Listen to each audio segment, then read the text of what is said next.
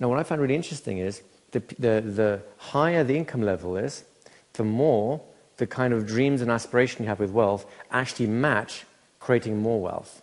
Yeah. The lower your income level tends to be, the more your aspirations actually create poverty. And we'll show you exactly how that works and how to switch the mindset around. There's, by the way, nothing wrong with anything on this list. Nothing. Right? It's just the way people traditionally fund them will either make them rich or poor. Now, I want to make you a couple of promises as a result of what we'll be doing here. Right? The first promise is, I'm going to show you exactly how the super rich think to avoid certain things on this list impoverishing them. So they can still have them, but in a way that actually does not, they don't risk losing it all.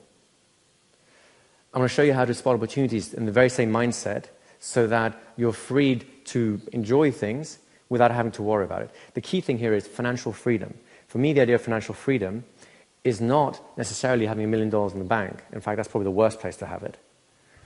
It's to be able to risk the rest of your life on whatever standard of living you like without having to work again. Now, if you choose to work, that's one thing. Then you can do your research, you can start a microbank, you can do whatever it is you want. But the point is, financial freedom comes before wealth. You see, a lot of people think they need to reach up and find all these fantastic things, live this amazing lifestyle and so on. And again, let me emphasize, there's nothing wrong with this lifestyle. But the problem is, on the way there, if people miss the financial freedom step, then this is very temporary. And it'll be there one day and gone the next. Is that why people who win the lottery tend to lose all of it? Exactly. So we're coming on to that as we go through the thing. And this is a well-documented case. Most people who win the lottery or come into a sudden inheritance or big money, within, usually it's within a year or so, sometimes it's within 2 or 3 years, they don't just come back to the position they were in before they started, they're usually worse off. And it has to do with a mental blueprint of what money is, how it works, what it does, and what you do with it. It has to do with a mental blueprint about how much money you're allowed to have. What I'd like to do is show you what that blueprint is, show you where the mistakes are that most people have, show you why people, even if they're earning $1 million incomes, can still be on the poverty line, and how to switch that around. Go ahead.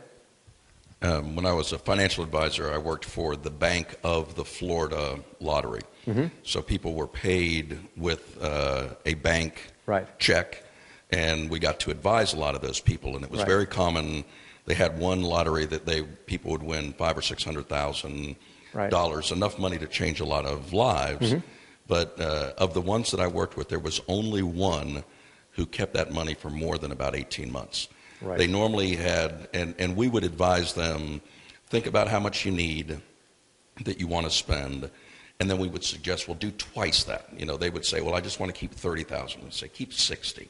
Mm-hmm. And then we would talk about investing the rest. But within literally months, they would have blown through all of the 60. They would be calling up, selling these theoretically life-changing long-term investments that they had. And usually within 12 to 18 months, it was all gone. And